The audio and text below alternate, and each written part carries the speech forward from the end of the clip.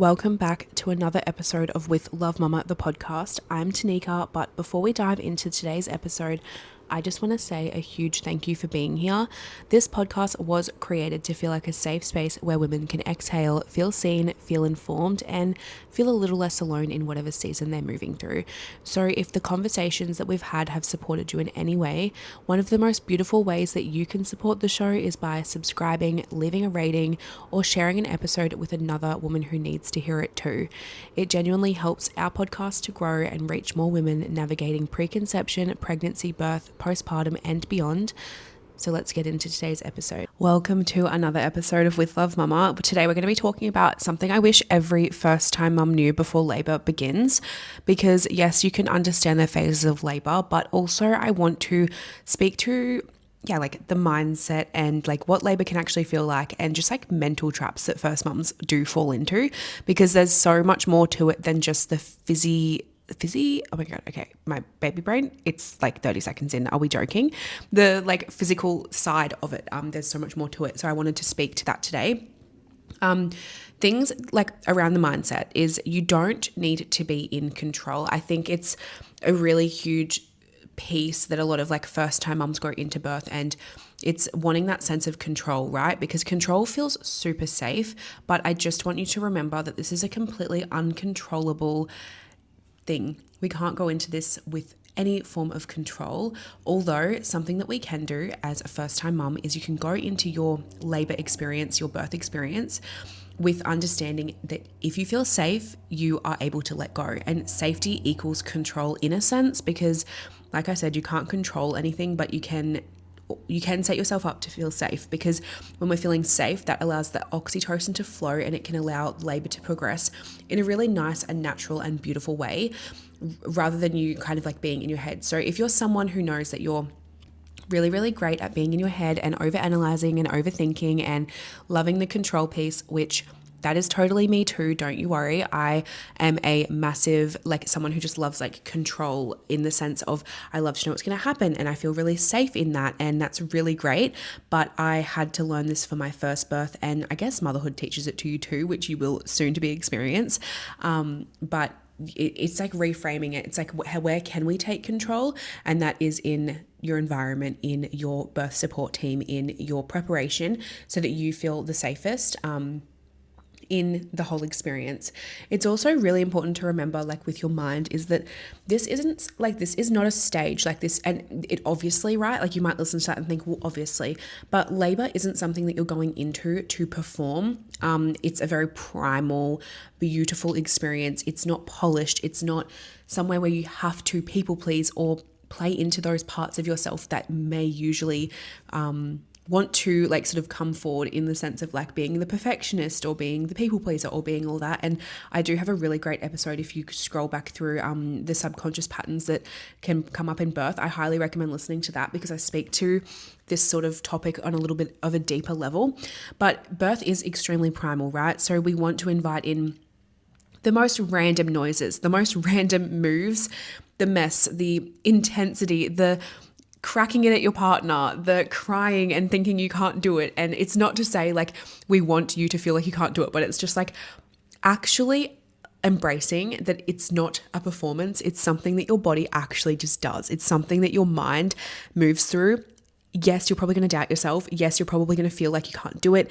Yes, your mind can definitely get in the way, but you know, it's just one of those things where it's like reminding yourself, moving into the birthing portal, like right now while you're pregnant, and moving into it of like, this is a very primal experience. I don't need to be perfect. I don't need to know if I'm doing it right. I don't need to feel like I'm doing it wrong. It's simply just something that your body is actually doing, and how your birth is unfolding. Because realistically, there is no perfect birth, right? You can have your dream birth. You can have a really beautiful experience and feel really grounded and happy with the outcome, but there's no perfect birth. So just really remembering that piece around the mindset.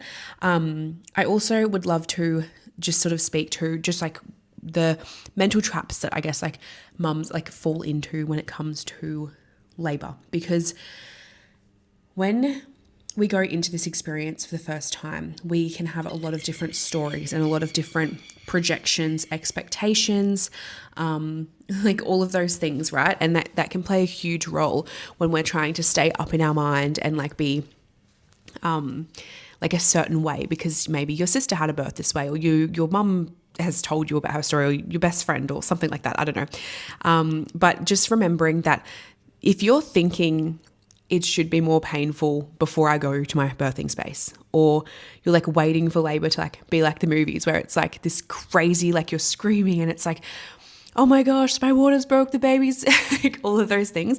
And also, I just want to say, it's not to say that like your labor can't move that quickly or like things like that can't happen. Also keeping that in mind, but also just like not falling into the traps of like, one, thinking it should be more painful, but equally two, not like being someone who is trying to stay composed instead of surrendering to actually what's going on in your body. Because if you're in the experience of birth and you are in your mind and you're comparing it to, oh, this person's birth went this way, or like this is whatever, like you're in that comparison, or while you're in like labor, you're going to be having quite a mental battle, right? Because you're reaching outside of you and you're not actually just like allowing your body to move through what's actually happening. And I hope I've worded that correctly. And it's kind of the same as well, I guess, with like timing every contraction and being that person who's like really like, again, coming back to the control thing, because it's huge for like a lot of us, of timing your contractions and using those like timing apps and all of those things, but not actually not actually relying to, oh my gosh, not actually relying on the cues that your body's actually moving through, because your body is going to be telling you, you're going to know in your body, okay, this is like getting more intense, like things are feeling this way, I'm feeling this way. But if you're constantly sort of like trying to stay alert and like timing things and like comparing things that are outside of you, all the things, it's taking you away from the experience that's happening within you. And that can be really like not great mentally for you in that space, because birth is so mindset. Like you're going to be pulled into meeting parts of yourself that you potentially might not want to face. And I don't want to say that to fear you, because it's not that either. It's like, think about pieces like, okay, I'm going to bring in my own, like a thing that I learned from my birth. Okay. It's the strength that I had within me mentally. Which is something I wasn't allowing myself to see. So see how it doesn't have to be like super negative. It's more like you're going to meet parts of you that you refuse to maybe see or meet like in day-to-day life. And for me, that was actually seeing my strength. It was actually like allowing me to show up in my fullness, show up in my power. But my birth taught me that it's actually so okay to be strong and to be really good at something. I don't know. Like I feel like I labored really quickly. It was really, really great experience. And that is my story. And I feel like I learned so much from that, just as, you know, everyone learns so much from their birth, whether it be your strength, your resilience, your power, your whatever it might be, right? Another thing I also want to touch on, this is something I do wish every first time mum knew before labor began, because yes, there's like also all this mindset stuff I've spoken about, but now I just want to kind of bring it back to like a little bit of practicality to wrap this episode up. There's a couple of things. Sorry, I had to pause because I actually am losing my breath. Like pregnancy and recording podcasts is actually wild. Like I'm literally just sitting in one spot and I'm losing my breath. It's crazy. But practical, like I just want to bring you back down. Let's come back down to earth, is your body does usually know what to do, even if your mind is feeling unsure. So also not going into it with the expectation of like, oh, if I'm going to doubt myself, I can't do it. You absolutely can do it. And this is also where having a really great support team is going to be so beneficial for you, whether it is a birthing partner, like your partner, your husband, whoever that might be, or maybe it's your mum in the room. Maybe you've built a really great relationship with your midwife, a doula, a close friend, sister, whatever. But that can be really great to have someone who can actually be that for you as well if your mind is feeling unsure.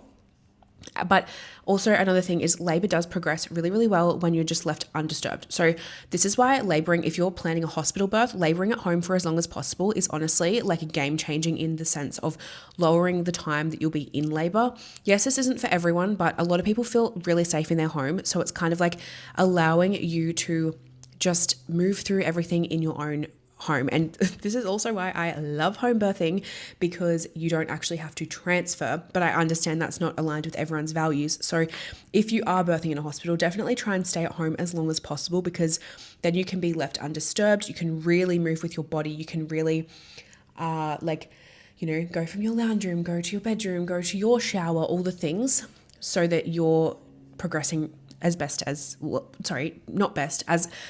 as well as possible. I guess it's maybe a word. Anyway, another thing, which is a super practical thing to come back to, especially really write this one down, right? Is cervical checks absolutely do not define how far along you actually are. So I actually just recorded a birth story with a mum, and she went from 3 centimeters to 9 centimeters in 10 minutes, right? You can go from 3 centimeters to 6 centimeters in 3 hours. There's actually no, yes, a cervical check tells the provider and you where you are in that moment, which can be really, really empowering.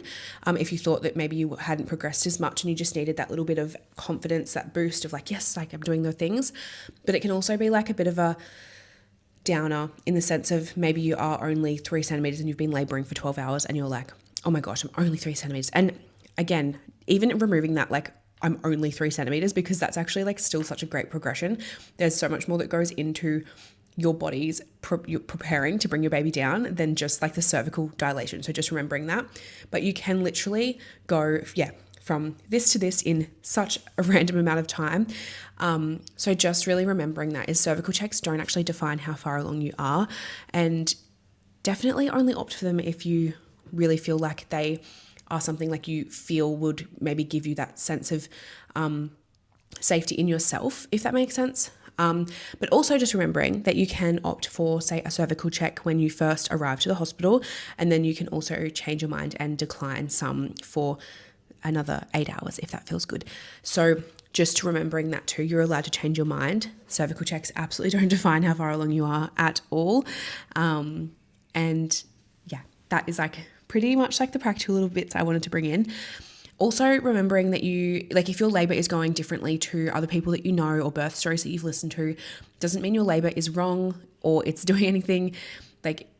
It doesn't mean there's anything wrong with you. It doesn't mean your body doesn't know how to birth. It's just simply that yours is different. So just remembering that you're not meant to handle it perfectly. We are supposed to meet that wild woman, that side of us that we don't bring out. Like I said, it's just one of those things, but do not fear that, because it is beautiful. It is powerful. You are so strong. You do not need to earn any support. You deserve it from the very beginning of your labor. This is your time. You've got this. And I just know you've got this. I absolutely know you've got this. You're designed to give birth. And yeah, I think as well, just ending on the moment that you stop resisting what is happening is the moment that things shift. So if you have a lot of resistance, just really breathing it out, grounding your body, reminding yourself, my body is built to birth. I've got this. Every contraction, it brings me closer to my baby. And yeah, I wish for you to have the most slay birth ever. And yeah, this is just things I wish every first time mum knew before labor begins. And I'll be back in your ears next week. Have an incredible week.